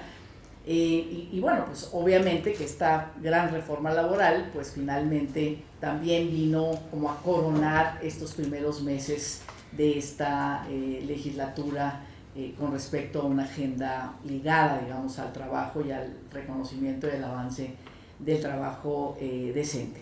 Entonces, es una legislatura, sí, efectivamente, no solamente aprobamos esta gran reforma laboral, sino, digamos, una de las primeras decisiones fue la ratificación del Convenio 98 para la libertad sindical, que a mí me parece que estas nuevas formas flexibles, donde efectivamente ya no necesariamente es el contrato colectivo el que define la relación y la organización sindical y colectiva, sino simplemente la organización por estos derechos tal y como nos explicaban, pues me parece que puede liberar, digamos, una fuerza muy importante de nuevos grupos de trabajadores y trabajadoras, sobre todo jóvenes, en la organización colectiva sindical para mejores derechos, no solamente frente a las empresas donde trabajan, sino frente al Estado completo, ¿no? Frente a la seguridad social, frente a los servicios de salud, frente a las ciudades, frente a la seguridad vial, frente, digamos, organizaciones sindicales que tienen muchos actores enfrente para poder incidir en política pública, no solamente el estricto que tiene que ver con salario, con horario y con la formalidad del trabajo, sino todo lo demás, ¿no? Entonces me parece que empezamos así, empezamos con trabajadoras del hogar, me parece que ahí, bueno, entre, ¿no? El patrón, si hay, si no hay, quién, cómo tiene 5 patrones a la semana, pues qué más que eso, ¿no? Un trabajo tan viejo que parece como tan novedoso, ¿no? Pero es pues uno de los más viejos quizás, todo el trabajo doméstico remunerado en nuestro país y en el mundo. Entonces también viene esa gran reforma, digamos, ese atrevimiento a meternos en el tema de regular y de reconocer los trabajos de esos 2 millones de mayoría de ellas trabajadoras, y así, ¿no? Podría teletrabajo, podríamos entrar en una serie de cuestiones, pero me parece que entonces me parece que es, digamos, muy pertinente esta discusión por lo que viene, porque necesitamos pararnos en otro lugar, ¿no? O sea, realmente pararnos en un lugar distinto, tanto las empresas, ¿no? Los empleadores como los trabajadores, los sindicatos pues, viejos, los que ya vienen, ¿no? De hace muchos años, y las nuevas organizaciones sindicales que puedan formarse, pues tenemos que pararnos en otro lugar y pensar cuáles van a ser, digamos, cuál es el nuevo terreno de disputa para que estos trabajos, sean los que sean, no sean trabajos precarios. O sea, que los únicos perdedores sean los trabajadores y no las empresas con estos nuevos modelos de trabajo donde se deshacen de la relación laboral, pero que finalmente, decía, pues aquí los únicos perdedores son los trabajadores. Yo, platicando con Uber y con estas empresas de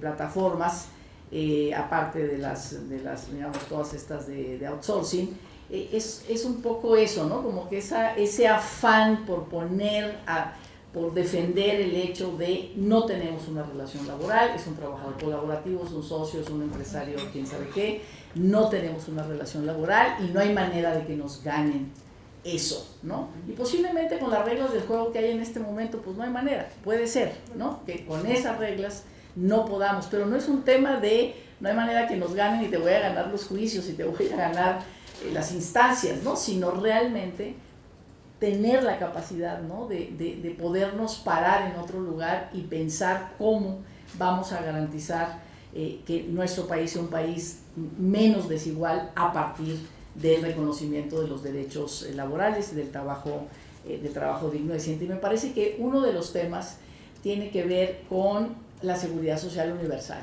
¿no? O sea, cómo pasamos, ahora que estamos discutiendo el nuevo modelo de salud, ¿no? O sea, es decir, ya no será el seguro popular, será el salud para el bienestar, sin embargo sigue la división tajante, ¿no? Entre los trabajadores con seguridad social y esto es para los que no tienen seguridad social. Entonces finalmente, y sin futuro, o sea, sin una mirada de decir, bueno, esto es lo que en este momento una transformación profunda del sistema de salud implica en términos de cambio, pero sin una visión pero vamos hacia allá, o sea, vamos a una universalidad donde el IMSS y el ISSSTE y Pemex, el otro, o sea, cómo hacemos un sistema, ¿no?, para todos, donde no exista el que no está en la seguridad social, es esta política, y los que están en la seguridad social, ¿no? Es como sigue esta división tajante, sin una mirada de cómo vamos a universalizar esto, porque la gran mayoría de los trabajadores, muy posiblemente de aquí en adelante,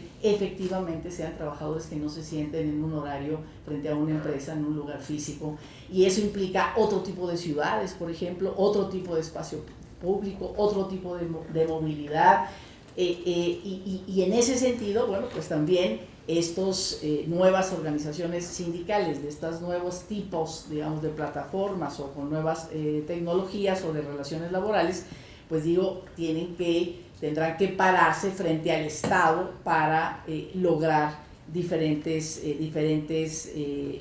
digamos, derechos que no son solamente con los empleadores. Entonces, y así como le pasó a los sindicatos, me parece que fue como devastador estos 30 años, ¿no? Como devastadores en el sentido del desprestigio de los sindicatos, o sea, del desprestigio muy bien ganado, porque finalmente, pues los contratos de protección y, ¿no?, toda esta opacidad y esta falta de representación, el salario mínimo anclado a lo más bajo, ¿no?, sin posibilidades de una contratación colectiva que diera mayores posibilidades. Y además, no solamente esto fue devastador en el sentido digamos, de basar pues como un gran logro social que fue la famosa paz laboral, ¿no?, una paz laboral basada en no hay huelgas, pero en realidad que era el tema de un derecho que no se podía ejercer por parte de la mayoría, digamos, de los trabajadores, y por supuesto una paz laboral anclada en la precariedad, ¿no? Pero no solamente eso, o sea, en términos del devastador en términos sindicales, sino la seguridad social, ¿no? El seguro popular tiene muchas cosas buenas, interesantes, de cómo pudo recuperar la salida del Estado, ¿no?, de los servicios de salud, digamos, la precariedad en los servicios de salud, pero el Seguro Popular se ofreció como la alternativa a la seguridad social. ¿Para qué quieres la seguridad social si es tan malo el ISSSTE y el IMSS? Aquí está el Seguro Popular, ¿no? O sea, entonces toda la otra parte de la seguridad social, la más importante, que es frente a la adversidad y frente a la vejez, pues eso no estaba en la ecuación. Y entonces, efectivamente, como es tan malo el seguro y el ISSSTE y tal, pues entonces el Seguro Popular te da la alternativa. Y entonces perdimos muchísimo tiempo en la cuestión de poder saber que el derecho a la seguridad social es un derecho, digamos, fundamental, sobre todo frente a la adversidad, ya no digamos los otros derechos como la vivienda y otros derechos. Entonces, no solamente el desprestigio del sindicato, sino también el desprestigio de la seguridad social. Hace 2 semanas, ¿no?, después de distintas llamados a la conciencia, podría decir yo, en el sentido de no podemos estar hablando en una legislatura como esta de derechos laborales cuando todos los equipos de trabajo de los senadores que gozamos de todos los derechos laborales están sin derechos y precarios, solamente con un salario, ¿no? Y entonces es como, o sea, no, es imposible, o sea, ¿con qué cara salimos afuera con lo que sea cuando tenemos estos equipos de 5 o 6, sobre todo jóvenes, en la absoluta precariedad, ¿no? Y entonces hace 2 o 3 semanas, realmente, digamos, sí caló, por supuesto, y además por esto que yo les decía que ahí hay una presencia importante de sindicalistas, digamos, de gente comprometida con la agenda laboral, que finalmente están ya en la seguridad social, ¿no? O sea, fueron inscritos en la seguridad social, porque ahí la discusión era quién es el patrón. El patrón es el senador, el patrón es la fracción parlamentaria, el patrón es el Senado. Pues háganle como quieran, ¿no? El patrón que sea, pero necesitamos seguridad social para nuestros equipos, porque de otra manera, pues nosotros vamos avanzando en nuestros derechos y ellos estancan en sus derechos 6 años, ¿no? Entonces, bueno, esto ya tenemos la autoridad moral un poquito para poder salir y saber que nuestros trabajadores, todavía hay muchos problemas, pero finalmente tenemos eso. Entonces, me parece que, digamos, estos nuevos modelos, hay digamos, nuevos modelos la nueva regulación, pues también me parece que uno de los temas centrales sí es el tema de seguridad social. Yo les decía a los compañeros de estas plataformas, ¿no? A los de Ni un repartidor menos. Yo les decía, bueno, es importante que ustedes entren a la relación laboral para tener seguridad social, pero una respuesta así como muy importante es decir, eso está muy bien, pero no queremos perder la autonomía de tiempo. O sea, eso para nosotros es lo más importante. O sea, si yo voy a negociar con la empresa algo y eso me implica que me obligue a venir a trabajar tantas horas de tal manera, tal y tal, no me interesa. O sea, pensémoslo de otra manera. O sea, vamos a pensar de otra manera, pero eso no.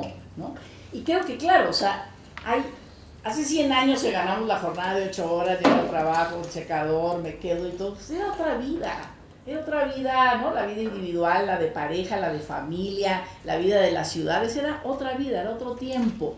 O sea, ¿cómo podemos pensar ahora la jornada laboral, ¿no? A partir de esa nueva necesidad de una relación de tiempo con el trabajo, que es una relación donde efectivamente la autonomía de tiempo es muy importante. La entrada masiva de las mujeres al mercado de trabajo también necesita autonomía de tiempo. O sea, no es, déjenme tiempo flexible, tiempo parcial, me pagan menos, ahí en un puestecito para cuidar a mis hijos. No, es autonomía de tiempo en todos los sentidos, ¿no? Porque hay otro tipo de familias que necesitan otro tipo de convivencia y necesitan otro tipo de atenciones. Entonces también todo el tema de la jornada laboral y de los tiempos me parece que es algo que en la regulación pues tenemos que ver, digamos, cómo le hacemos, ¿no? O sea, yo realmente hay algunas respuestas, algunas más radicales, otras menos, que a veces que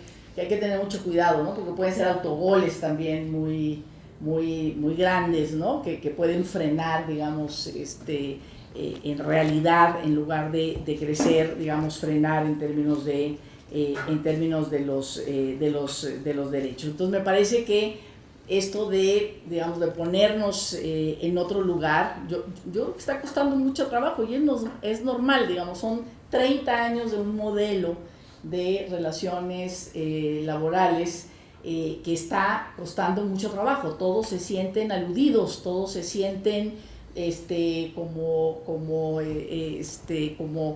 mal llamados, ¿no? Como injustamente, tanto los empresarios como sindicatos y demás, como que ven en estas nuevas posibilidades de regulación situaciones de injusticia, ¿no? De falta de comprensión de lo que pasa. Entonces, bueno, yo digamos dejaría aquí mis comentarios.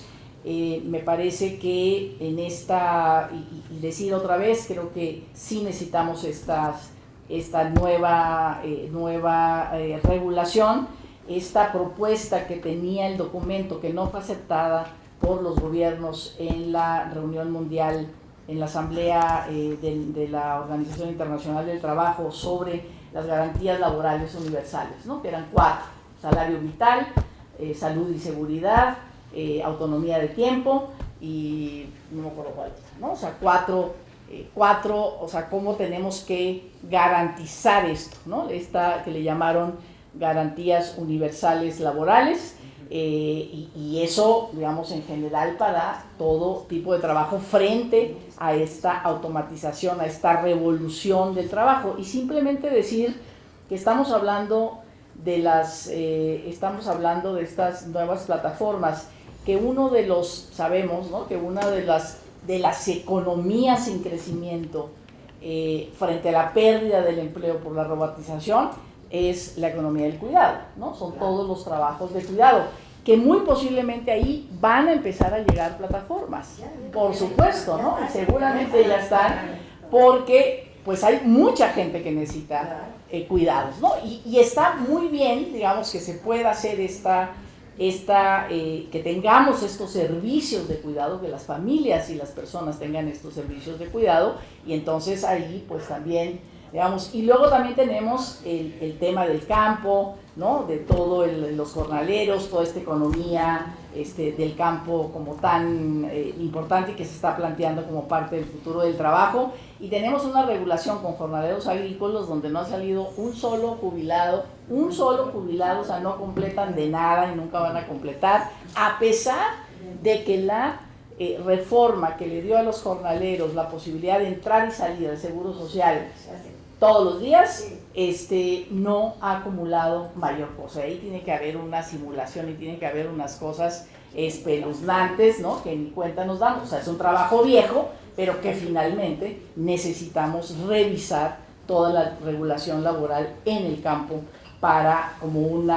porque será, digamos, un tema que tiene que ver con el futuro del trabajo. Ahora, a mí me parece, ya con eso termino, digamos, me parece muy importante lo que pueda venir con la regulación de cannabis, ¿no? En el sentido de que se genere una industria que genere mucho empleo en el campo, pero que esto sea, pues, jornaleros pobres, ¿no? Cuando son los que tendrían que ser los mayores beneficiados, los campesinos, ¿no? Y todas estas regiones, cuando entre esta gran industria del cannabis, ¿no? Y la marihuana. Entonces, pues muy bien, y cuenten con nosotros y esperemos nosotros con ustedes para poder ir pensando que no sean ocurrencias, que no sean calenturas de un momento, sino que de veras sea la regulación que vayamos necesitando frente a estas nuevas realidades.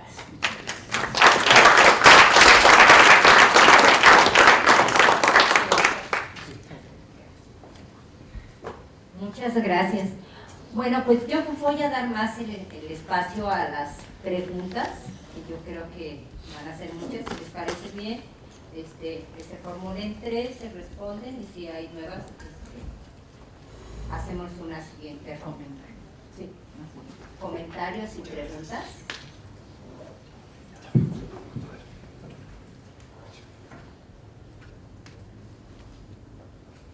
Yo hago una pregunta, me gustaría mucho preguntarle a Alfonso. Sí. Bueno, sé que es una experiencia incipiente, recién están comenzando, ya han enfrentado obstáculos, pero como ayer medio empezamos a comentarlo cuando nos vimos en el hotel de la Ciudad de México, Sí. yo te decía, y no sé si lo han reflexionado, cada vez más esta idea de sindicatos por una empresa está siendo algo obsoleto. Es decir, yo creo que lo que hay que pensar, y mucho en el caso de las plataformas, son sindicatos de aplicaciones, pero más generales. Evidentemente hay bastante heterogeneidad dentro de las plataformas, pero digamos, sindicatos de trabajadores de plataformas en donde hay estas condiciones, ¿no? De que realmente hay una subordinación. En estos casos ya tenemos muchas evidencias de subordinación, tampoco es que no exista ninguna, sino que ya las hay. Entonces, que fuera un sindicato más generalista, porque esto es hacia donde va el mundo. Sindicatos más generalistas, donde los trabajadores se afilian a ese sindicato y permanecen en ese sindicato independientemente del puesto de trabajo y de la ocupación que realicen. Es decir, la afiliación va con el trabajador. Así como cuando decimos la protección es al individuo y no al puesto de trabajo, acá diríamos la afiliación es al individuo con un sindicato generalista que lo va a defender independientemente de dónde trabaje, porque hay una serie de catálogos, digamos, de un esquema mínimo de protección que estamos pidiendo para todos los trabajadores.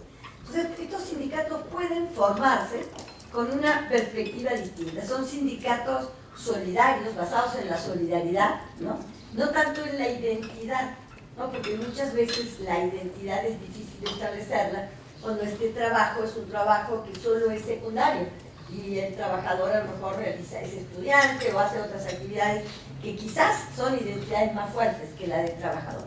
Pero sindicatos solidarios, donde el poder esté abajo donde los liderazgos sean fluidos, donde no haya una diferencia importante entre ser líder y ser trabajador. Es decir, un tipo de organización sindical pensada para ese futuro. Entonces yo te preguntaría si ha habido alguna reflexión, si crees que esto tiene viabilidad. Esto es algo que está en la literatura.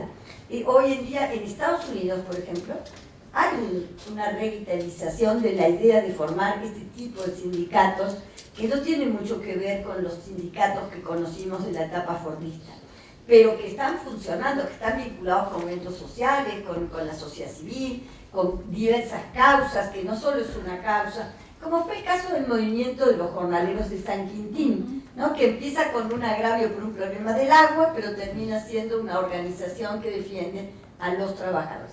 Entonces yo te preguntaría, ¿cómo ves esta posibilidad de pensar los sindicatos de manera diversa? Porque hoy en día la Ley Federal del Trabajo, gracias a Dios, no, o a quien sea, pero nos lo permite, ¿no? Para no nombrar a algún conocido. Digo, pero sí nos lo permite porque quitamos esta rigidez del radio de acción. Entonces ahora los sindicatos en México pueden ser lo que los trabajadores quieran, como las empresas pueden ser lo que las empresas quieran. Antes no, los trabajadores tenían, tú sabes, muy restringido ese radio de acción. Entonces, yo te preguntaría, ¿cómo es eso en términos de un sindicato de trabajadores de aplicaciones, ¿no? De la economía digital, que pudiera darle protección a este tipo de trabajadores, darle voz a los trabajadores y romper la unilateralidad que caracteriza ahora su vínculo con la plataforma? Gracias.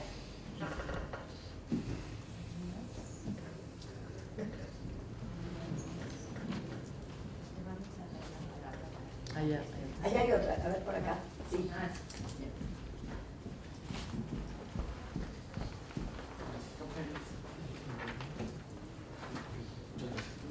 Bueno, de nueva cuenta. Eduardo Vargas. Me gustaría aportar a esta idea de la ruptura del centro de trabajo como un lugar delimitado por 4 paredes, tanto desde el acercamiento que yo tuve, pero también de otros que lo han abordado más desde los estudios del espacio y trabajo, porque al final de cuentas el espacio de trabajo se configura como la ciudad completa, o de lo que hemos estado hablando aquí, pues de las zonas de cobertura, ¿no? Por llamarlo de alguna forma. Y en nuestro caso, en la Ciudad de México, hablamos de una zona que empata en muchas cosas con la de la con el Estado de México, perdón. Aunque, por ejemplo, a nivel de regulaciones ya estaríamos hablando de 2 regulaciones diferentes, la de la Ciudad de México, la del Estado de México.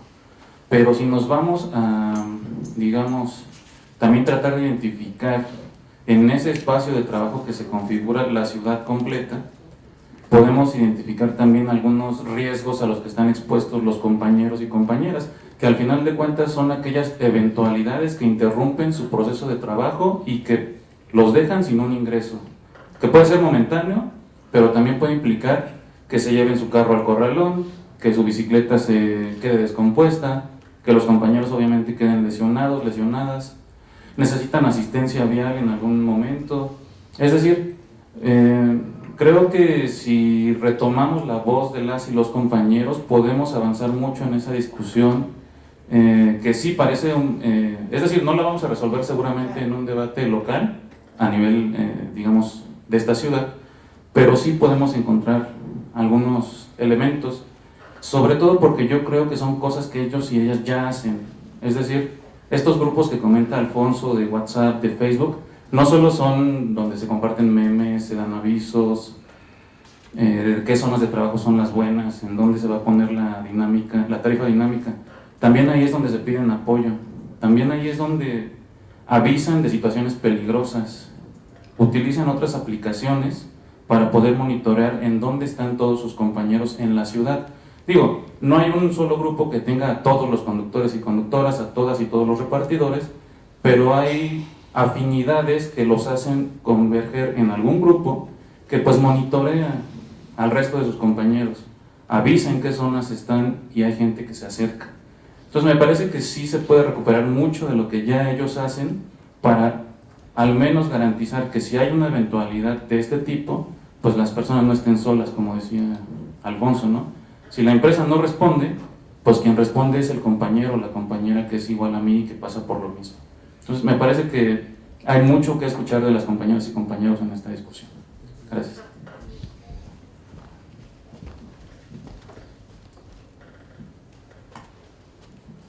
Bueno, mi pregunta también es para Alfonso. Hemos visto, por ejemplo, en el caso de Ecuador, que las plataformas han albergado a personas que están vulnerables, que no consiguen trabajo, por ejemplo, mujeres, migrantes, venezolanos, en el caso de Ecuador que hay bastantes, personas de la tercera edad que ya no pueden incorporarse al mercado, digamos, formal de trabajo. Entonces, como tú tienes cercanía, digamos, a la realidad de lo que son las personas que están en estas plataformas, yo quería consultarte cómo ves tú el tema de la inclusión laboral aquí en México, si tú ves que justamente este grupo de personas está trabajando en estas plataformas y si estas plataformas se han convertido en un espacio de opciones laborales para este tipo de personas.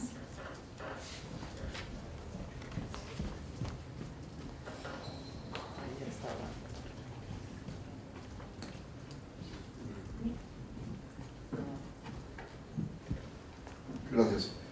Nada más quería apuntar que creo que en esta mesa también se ha discutido mucho el buscar soluciones hacia las políticas públicas más que hacia la sectorización legal, que muchas veces, y creo que aquí se apuntó algo en mesa pasada, muy importante, que decían, al final debemos de llevar los aspectos grises de las circunstancias de la realidad a los juicios y no generar leyes para que los juicios sean los que resuelvan esa realidad, cuando en realidad lo que sucede es que los juicios se vuelven pues la justicia de los eternos, ¿no? O sea, si el Estado, las autoridades no asumen este papel, que creo que ahora vemos una dinámica distinta, y eso la verdad lo celebramos, en cuanto a las cuestiones de inspección, en cuanto a las cuestiones de políticas públicas, dejar, por más que hagamos leyes y dejarle a los trabajadores, pues ahí está tu ley y a ver cómo te la arreglas en tu juicio, cuando lo resuelvas, ahí nos avisas, ¿no? O sea, a la fecha de hoy no tenemos casi ninguna jurisprudencia respecto de la reforma de 2012, no tenemos casi jurisprudencia respecto de cómo son las condiciones, las nuevas formas de trabajo, el contrato por tiempo determinado, el tiempo, los nuevos contratos que hubo, no hay ni siquiera criterios para eso. Es decir, ahí no encontramos una solución. Tenemos que ir a otros aspectos y desde luego con una visión muy general, porque esta conectividad, ahorita estaba pensando en estas plataformas que al final a quien le han servido es a las pymes, 93% de la industria es pyme, son repartiendo la comida de los pequeños negocios, las cadenas productivas y su relación. Y ya nada más para terminar, reflexionemos qué pasó con esta, nada más como ejemplo, ¿no? ¿Qué pasó con la cadena productiva, con la huelga de General Motors que pasó en Estados Unidos y que cerró la fábrica de México, 3,000 trabajadores en paro, todo lo que representó alrededor con todas las empresas que estaban, pues afectaron más de 30,000 trabajadores en una suspensión? O sea, nada más lo quiero decir como ejemplo de cómo 3,000 trabajadores directos de una fábrica tuvo una relación directa con todas las empresas relacionadas que transportaban las materias primas hacia la empresa de General Motors, los que hacían calaveras, los que hacían tornillitos para 30,000 obreros detenidos. Entonces, cuando tomemos una decisión de cómo regular y qué hacer, tenemos que pensar en todos estos esquemas, porque esto es un problema así muy, muy complejo, ¿no? Gracias.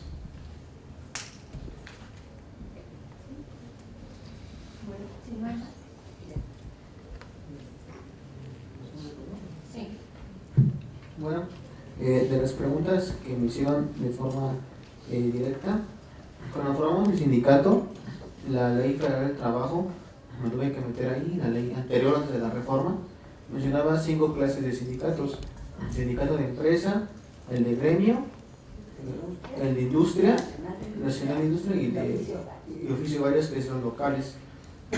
Nosotros nos identificamos como gremios repartidores por aplicaciones, sin importar para qué empresa estamos trabajando. Entonces nos metimos como sindicato de gremio En su momento, los conductores de automóvil, bueno, en nuestras asambleas, y conocimos nuestro proceso de aglutinar a los compañeros, hicimos un grupo de WhatsApp donde todos se unían. Entraron desde conductores de automóvil, que también quieran su derecho, pues, una representación contra las empresas. Bueno, no contra, sino de diálogo con las empresas. Mi propósito inicial simplemente era un diálogo, no veo una confrontación, pero bueno, no se dio así. Cuando hicimos nuestra asamblea, hubo compañeros de investigaciones tesistas que me preguntaron que por qué no incluíamos a los conductores de automóvil. La diferencia lógica es muy diferente. Yo como motociclista o repartidor en bicicleta, como que siento una corresponsabilidad por su compañero. En los casos de automóviles casi no se da eso. Cuando un automovilista ve a otro automovilista adicionado o algo así, como que ahí la diferencia es más notable, es menos el compañerismo que puede existir. Sin embargo, pues como nuestro sindicato fue como una piedrita roseta, se puede decir, pues dijimos, bueno, vamos a incluirlos porque al final de cuentas también son trabajadores por plataforma. Aunque lo mencionamos en los estatutos, no hay compañeros como tal, bueno, en Ciudad de México, que mencionen como esa identidad de gremial de ser trabajadores como conductores de automóvil. Sí se dio el caso en los estados, pero con empresas más pequeñas, no tanto Uber ni lo que es Cabify, sino empresas más locales. Una empresa que se llama Yahoo, de hecho comentó que sí buscaban la forma, por lo menos en esa protección social y un seguro social. En su momento quisieron unirse, pero pues como los ataques fueron tanto que mejor solamente nos concentramos de momento en la parte de repartidores. Pero sí, yo entiendo que pues un gremio, o sea, colectivo representado en un solo movimiento, pues puede darnos la fuerza para pues abarcar y funcionar como trabajadores de plataforma. Pero más que nada esto ha sido pues cuestión de clase, como de identificación de clase, de que los conductores en automóvil muchas veces se ven más como empresarios, tanto es así que su contador tiene su propio contador y se les presume decir que tienen contador para sus declaraciones, cuando el repartidor busca la forma de no tener un contador. Entonces, hay grandes diferencias, pero sí lo contemplé porque dije, no, bueno, mi principio, yo antes de hacer ese sindicato siempre fueron los derechos humanos, en la participación ciudadana. Dije, si ellos quieren unirse, están en su derecho de unirse, ahorita que estamos en el movimiento. Sí los incluí, pero realmente su participación ha sido más pasiva y por lo tanto no es así como tal de que somos un sindicato de transportistas. De hecho, está la opción, la vialidad. Hay unos compañeros conductores que hicieron su sociedad, de poder asumir al sindicato para estar en un solo gran sindicato, pues para hacer fuerza como gremio a las empresas. Después de eso, cuando nació Didi Food para repartidores, no había tanto problema, simplemente era que un compañero se llama de Didi Food para empezar a negociar con esa empresa. No ha sido el caso todavía, pero es más que nada eso, esa conciencia de clase la que es esa diferencia entre yo repartidor y yo conductor de automóvil de Uber. Pero no ha sido que los quedamos excluidos, o sea, sí están incluidos. Sí. Y de la parte de la población vulnerable, al principio sí, la mayoría éramos jóvenes, pero ha habido gente también de la tercera edad que ha sido rechazada de los trabajos tradicionales, y así como también amas de casa que han sido rechazadas de trabajos tradicionales por cuidar a sus niños, que se han unido a las plataformas. En este caso ha crecido últimamente. También compañeros que tienen enfermedades que tienen enfermedades crónicas como la diabetes. Hay compañeros que al ser rechazados de centros de trabajo tradicionalistas se vienen de repartidor, y su plan de ellos es quedarse como repartidor. O sea, ellos no se ven que es un trabajo temporal, ellos tienen el deseo realmente de hacer carrera, profesionalizarse y ver por su retiro. De hecho, yo me he dado cuenta que entre los derechos que ofrecimos, en ese sector, que es un sector menos, pero que existe, se preocuparon mucho por la parte de la pensión, de cómo les iba a poder garantizar esa pensión. Pues yo, como persona estudiante, les comenté, tienen su obra voluntaria, compañeros. Con su obra voluntaria ustedes tienen su pensión, pero el gremio de aquí de plataforma, pues muchas veces no tiene el alcance como para visualizar esas oportunidades que tiene uno como trabajador, hasta que alguien se las cuenta, se las platica, y pues hasta que lo viven y ven los resultados es cuando empiezan a tener esa actividad en el sindicato. Pero sí están incluidos, un número menor, pero sí están incluidos. Existen realmente.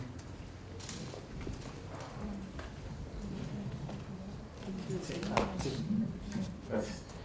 Respecto a la pregunta del centro de trabajo y digamos su limitación en espacio, en el caso de seguridad y salud, seguridad e higiene, la normatividad es de tipo federal. Esto quiere decir que aplica independientemente de en cuál lugar está el centro de trabajo. A lo que yo me refería en quizá cambiar esta visión paradigmática del centro de trabajo es quizá pensando en algo muy concreto como son las comisiones mixtas de seguridad y higiene, que en un centro de trabajo se crean a partir de un trabajador y un patrón y se ponen de acuerdo para identificar las normas. En el caso de un trabajador de plataforma digital, al no encontrarse 4 paredes, es muy difícil adecuar la normatividad como está, la norma 18 me parece que es, a la realidad de un centro de trabajo que digamos es un poco todos lados, ¿no? ¿Cómo le hacemos? Y creo que hay una área de oportunidad para incidir en la mejora regulatoria para no dejar a esta población descubierta. ¿Cómo hacerlo? Bueno, todo está en los detalles, ¿no? Pero quizás si pensamos, por ejemplo, en factores de riesgo psicosocial, pues la normatividad, la norma 35 bien podría aplicar de manera muy sencilla en los trabajadores de plataformas digitales, ¿no? El estrés que tiene un trabajador por estar entregando la comida y todo puede repercutir en su salud. Otras que no son tan sencillas, pues equipo de protección quizá, porque para el equipo de protección hay una norma específica que habla del centro de trabajo y el casco, y sí podría haber quizá una modificación distinta, ¿no? Otra norma, por ejemplo, factores ergonómicos. Pues una persona que está sentada en su vehículo 10 horas al día, pues de verdad es que yo pienso que tiene en algún momento de su vida un problema en la columna por lo menos, ¿no? Entonces a eso me refiero cuando la normatividad y el proceso de normalización en materia de seguridad y salud quizá no está adecuada a este tipo de trabajadores. Y hay ahí un área de oportunidad que me parece bien vale la pena explorar para protegerlos. Gracias. No sé si tengan algo más que agregar el resto.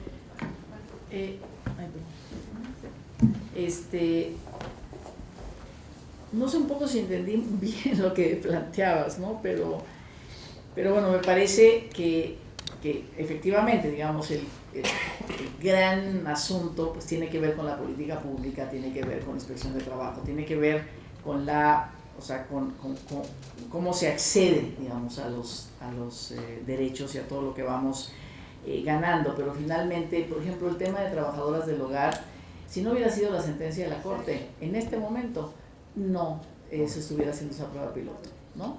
Había una duda, ¿no? Había una duda en términos de cuánto costaba la siniestralidad y que a lo mejor no había dinero para eso y no era una prioridad en este momento para el gobierno. O sea, sí le parecía muy justo, pero no era una prioridad, ¿no? Porque no sabían cuánto iba a costarse. Entonces, claro, todos tenían ganas, ¿no? La secretaria, todo el mundo tenía ganas. Entonces, en cuanto la Corte dijo, al minuto siguiente todo el mundo salió y dijo, sí, perfecto, la vamos a echar adelante.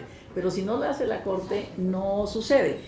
Igual, el Seguro Social ahorita con APRED, porque está la Ley General de Discriminación contra la Discriminación, le dijo al Seguro Social, oye, pues no, a los trabajadores hombres tienes que darle guarderías y te piden para sus hijos. No, es absolutamente discriminatorio que no se las des. Entonces fue una conquista de las mujeres de hace un montón de años, 50 o los que quieras, como para las primeras que entraron al mercado de trabajo, porque se asumía que era su responsabilidad el cuidado. Como ya no asumimos que es responsabilidad de las mujeres el cuidado, sino también responsabilidad de los hombres, entonces CONAPRED le hizo una recomendación al Seguro Social. El Seguro Social dice, muy bien, tengo que construir guarderías para los hombres, no los viudos y los quién sabe qué, no, para todos los trabajadores que me pidan un lugar para cuidar a los niños, ¿no? Entonces, si no existiera esa legislación, pues obviamente sería muy menos posible, digamos, una situación como eso, y ahí te puedes ir, ¿no? Y la justicia, o sea, ir a pelear el derecho, pues sí es muy importante. Esto de las trabajadoras del hogar, fue una señora que trabajó quién sabe cuántos años, y entonces, igual cuando las mujeres pudieron meter a sus esposos o concubinos a la seguridad social, tanto al Seguro Social como al ISSSTE, fue a partir de 3 mujeres de la Comisión de Derechos Humanos de la Ciudad de México, que les negaron, 3 abogadas de la comisión que les negaron el registro de sus maridos, se fueron hasta la Corte y les dijeron, pues claro que los pueden registrar, porque nada más los hombres a sus esposas o concubinas, por supuesto que también las mujeres. Entonces, bueno, te digo, no sé si entendí un poco pero es un poco sí necesitamos tener ese marco para finalmente, ¿no?, que vengan, ¿no?, los directamente digamos, afectados por una falta de derecho para el tema. Por eso, además, me parece muy importante, yo lo he discutido con ellos, el tema de la seguridad social, o sea, que no contigo porque ustedes ya están sindicalizados, sino con otros, decir, híjole, no, con una asociación civil no queremos esto porque la empresa y tal, pero pues efectivamente están teniendo accidentes, están quedando con discapacidades muy fuertes, ya no pueden andar en bicicleta, ¿y qué?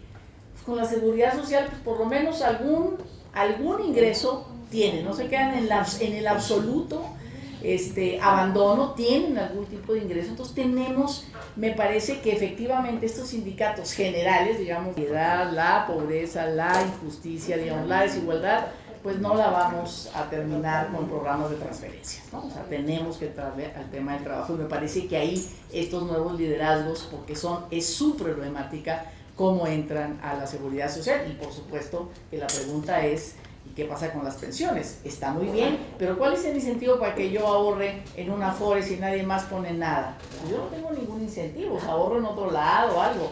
Yo puedo ahorrar en una Afore si alguien pone más, por lo que yo ponga. Y eso es un poco pues el tema, ¿no? Pero yo decía, efectivamente, no pueden ser, las responsabilidades son grandes, ¿no? Tenemos que, por supuesto, facilitar el desarrollo de más de empresas que den empleo y tal, pero eso tiene que ser con trabajo decente. No es crecimiento económico a secas, ni desarrollo económico a secas, es con trabajo decente o no, ¿no? Y eso es con crecimiento que genere trabajo decente, ¿no? Entonces ahí tiene que haber un círculo virtuoso de las, no es sin apellido, pues, ¿no? Sino que el apellido es que genere trabajo decente. Los retos que tienen estos talleres que ustedes están haciendo, y yo creo que es algo no nuevo para ustedes, la evolución que hemos tenido en las tecnologías ha sido rebasada de manera abrumante a nuestras leyes.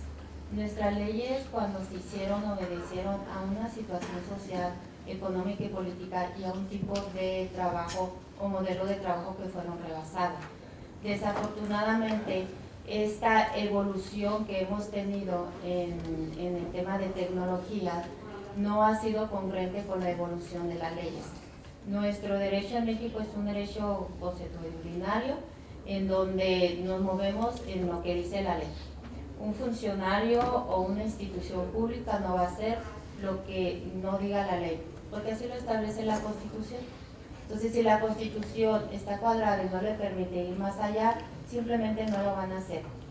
Entonces, yo creo que tenemos para precisamente cubrir estas lagunas que se tienen.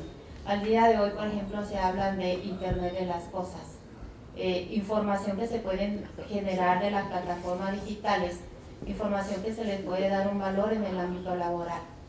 Hay un concepto que se acaba de acuñar ahora en la OIT, que estuvimos ahí, senadora, en el convenio 190, y que a nosotros los empleadores pues sí nos causó un poco de sensación, porque es un nuevo lenguaje que se está empezando a utilizar, que es el ámbito laboral, el mundo laboral.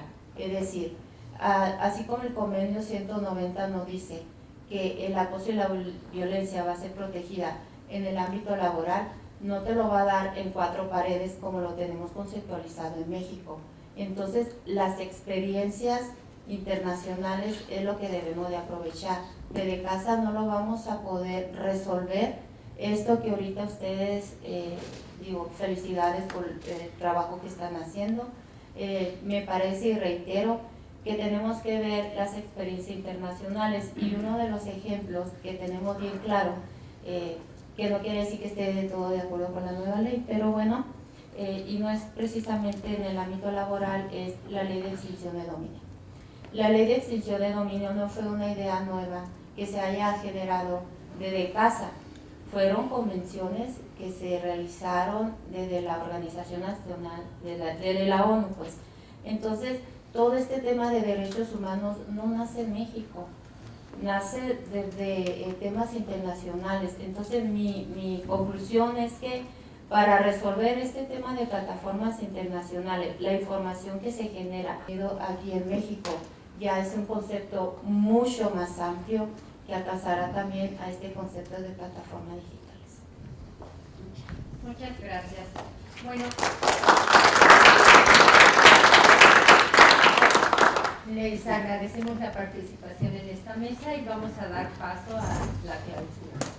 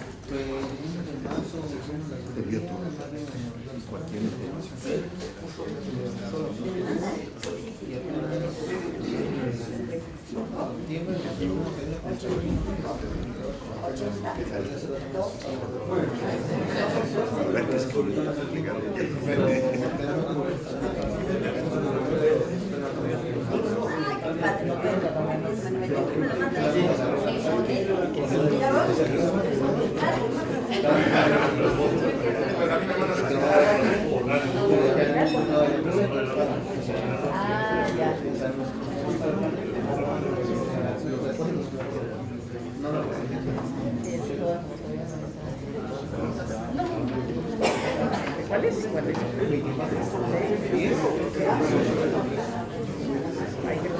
sí, para trabajar. Sí.